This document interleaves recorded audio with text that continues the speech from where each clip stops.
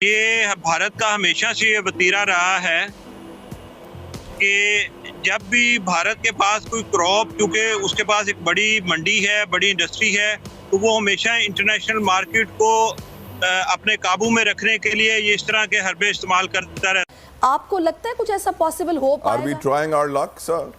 देखिए, कौन नहीं चाहता कि पाकिस्तान और भारत के दरमियान ताल्लुकात नॉर्मल हों। ख़ास तौर पे पाकिस्तान ने तो बहुत कोशिश की। मैं खुद भी जब भारत में हाई कमिश्नर था 2014 से 2017 तक, हमने बहुत कोशिश की। और ये प्याज की क्या कीमत है? प्याज ये बड़ा 1000 रुपए धड़ी है, 1200 रुपए। 1200 रुपए धड़ी है इस टाइम। जो ईरान का है वो सस्ता है। ईरान का कितने का? ईरान का 600-700 रुपए धड़ी है। उसकी क्या आधी कीमत? मतलब ये क्वालिटी से बहुत बेहतर है पाकिस्तान की प्याज। जायके में। खबर दें आपको, नेपरा ने बिजली 4 रुपए 56 पैसे यूनिट महंगी कर दी। इजाफा दिसंबर की माहाना फ्यूल एडजस्टमेंट की मद में किया गया।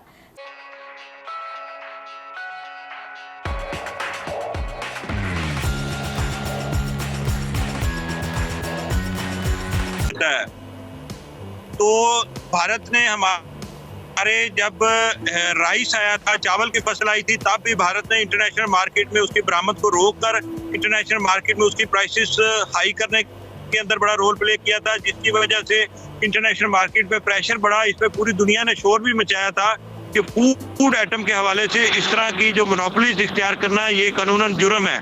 लेकिन भारत अपनी हठधर्मी पे कायम रहा और उसने चावल और गंदम की फसल को रोककर इंटरनेशनल मार्केट में उसकी कीमतें बढ़ाई और बाद में उससे मुनाफा कमाया।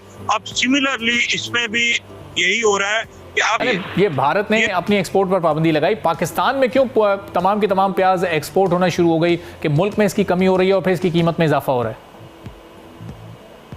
अच्छा, इसकी बड़ी वजह ये है कि चूंकि भारत जो है वो एक बड़ी मंडी है और आलमी मंडियों के अंदर सप्लाई भी जो प्याज की है वो भारत कर रहा है। जब भारत उसकी बरामद रोक देगा तो इंटरनेशनल मार्केट के अंदर लामाला उसकी शॉर्टेज होगी और उस शॉर्टेज की वजह से प्राइसेस हाइक होंगी। आप पाकिस्तान के अंदर भी चूंकि इस दफा अच्छी पैदावार हुई है प्याज की, तो हमारा जो पाकिस्तानी ट्रेडर है या यहाँ पे जो लोकल एक्सपोर्टर बैठा हुआ है, ये धड़ाधड़ आलमी मार्केट के अंदर वो जो गैप आया हुआ है उस गैप से फायदा उठाने के लिए अपना लोकल प्याज जो है, हमारा जो एक्सपोर्टर है वो धड़ाधड़ आलमी मार्केट के अंदर सेल कर रहा है और उससे मुनाफा कमाने की कोशिश कर रहा है, जिससे हमारे मुल्क को ये नुकसान हो रहा है कि ये सिर्फ मुनाफा कमाने के चक्कर में हमारा जो मुल्क है, हमारी जो आवाम है, ये प्याज इसको महंगे दामों में खरीदना पड़ रहा है।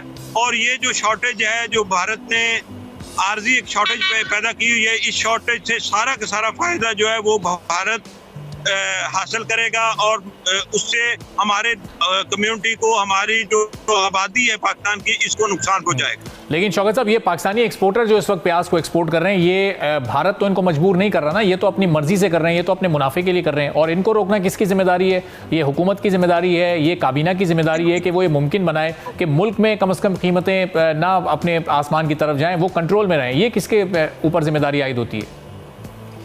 ये बिल्कुल ये हमारी गवर्नमेंट की जिम्मेदारी बनती है कि हमारी गवर्नमेंट को सबसे पहले ये देखना चाहिए कि हमने अपनी आबादी की ग़िज़ाई ज़रूरियात को पूरा करना है। यहाँ की लोकल आबादी हमारी प्रेफरेंस में होनी चाहिए। ऐसे हालात में गवर्नमेंट को फिलफौर ये जो प्याज है इसकी बरामद पाबंदी आयद कर देनी चाहिए और एवेलुएट करना चाहिए कि हमारे लोकल जो है कंजप्शन के लिए हमें कितना प्याज दरकार है, और उसके बाद जो ऑफर बनता है वो हमारे एक्सपोर्टर को कहें कि एक्सपोर्ट कर ले। लेकिन जब तक हम अपनी मुल्क की ज़रूरियात के लिए अपने पास वाफर मिकदार के अंदर प्याज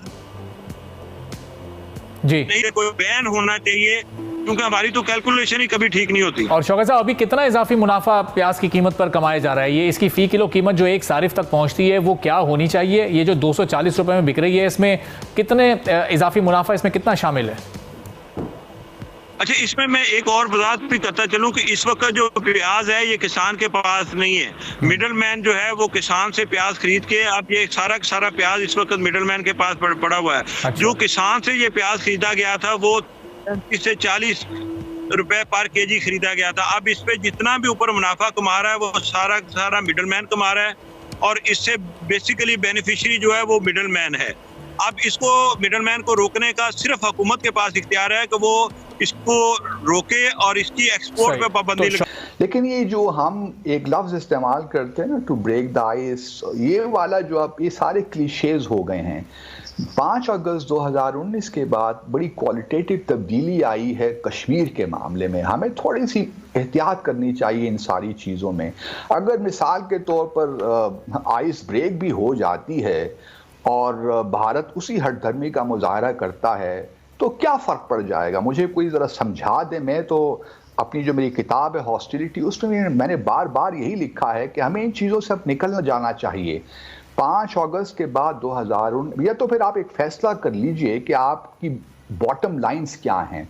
अगर आपका स्ट्रेटेजिक ऑब्जेक्टिव ये है कि आपने भारत के साथ ताल्लुकात को ठीक करना है, ट्रेड बहाल करना है, कश्मीर को इतना मैटर नहीं करता, हमारे प्रॉब्लम्स हैं और भारत की वजह से हैं, तो फिर तो ठीक है, ये एक स्ट्रेटेजिक डिसीजन हो जाएगा। उसी हिसाब से अपनी डिप्लोमेसी आप कंडक्ट करें। मुझे ये बताइएगा, हमारे यहाँ कोई इवेंट होता है तो ये लोग साफ मना कर देते हैं कि हम उसमें शिरकत नहीं करेंगे। हमारे खिलाड़ी वहां जाके खेलना चाहें तो ये उनको वीजा जारी नहीं करते हैं। तो अगर आपको लगता है कि आइस ब्रेकिंग इस तरह की चीजों को हमें भूल जाना चाहिए, ऐसा मुमकिन नहीं है। जायके में बहुत बेहतर। अच्छा, और एक इंडियन प्याज आता था, वो भी मतलब ये है कि वो बहुत अच्छा प्याज था उनका भी। अच्छा। लेकिन वो पाबंदी की वजह से नहीं आ रहा था। 240-250 रुपए किलो इधर प्याज मिल रहा है। इंडिया में यही प्याज 20 रुपए, 30 रुपए, 40। बिल्कुल बिल्कुल तो सस्ता, बहुत सस्ता प्याज उधर। उसकी क्या वजह है? उसकी वजह उनके पास जमीन बहुत है, किसान को फैसिलिटी देती है हुकूमत, यहाँ किसान को मिलता ही क्या है। अच्छा, ये रीजन हो सकती है, नहीं तो अदरवाइज पानी फ्री है। अच्छा, फुल फैसिलिटी फ्री है यार। तो इनकी नस्ल बता देना। ये मछली कौन सी है? ये सर चिड़ा फिश है। और ये कितने रुपए किलो है? ये 550। ये कौन सी मछली है? ये माँ शेर। माँ शेर जी सर, बड़ी जबरदस्त लग रही है देखने को। ये कितने रुपए किलो है? ये सर 900 रुपए किलो है। और ये पतली सी ये जो साथ मली फिश है, दरिया की होती है, बगैर कांटे के। ठीक है, ये 650। ये पिछले हफ्ते मैंने आलू 1 से 250 रुपए दरी दे रहा था, दूसरे ने मुझे 300 रुपए दिया था। मैंने उसको जाके कहा ठीक है, आज आलू की क्या रेट है? आज आलू का क्या रेट है जी?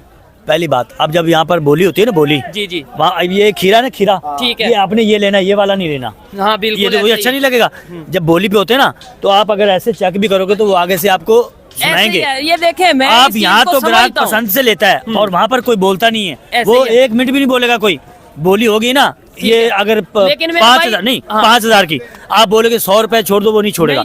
वो आपके जुम्मे होगी है, आप उसको उठाओ ना उठाओ, आपको यहाँ पर छांटी करते ये सब चीजें भी नहीं है। लेकिन ये कि इसमें लोग लेंगे भी तो वहाँ से 50 रुपए किलो लेके 100 रुपए बेचते हैं। फिर मैं ना सऊदीया गया था, वो मुझे इंडियन मिला है। वो कहता है हमारी हुकूमतें इतना फैसिलिटेट करती है हमें कि आप सोच भी नहीं सकते।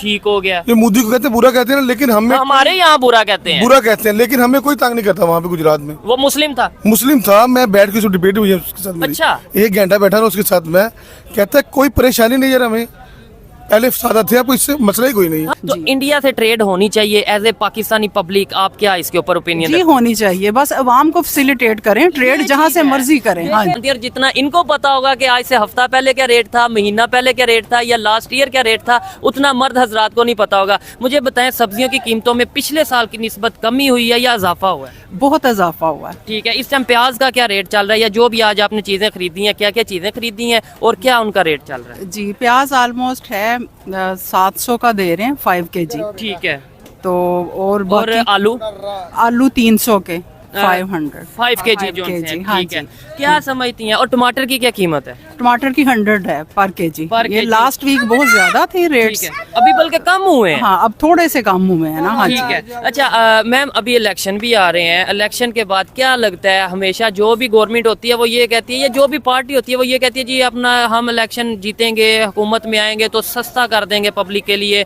महंगाई कम कर देंगे। आपको कोई उम्मीद है, या ऐसा ही लगता है कि ये सिर्फ नारे या बातें हैं या स्टेटमेंट है, प्रैक्टिकली अवाम के लिए कोई, पब्लिक के लिए कोई सहूलत होगी या नहीं?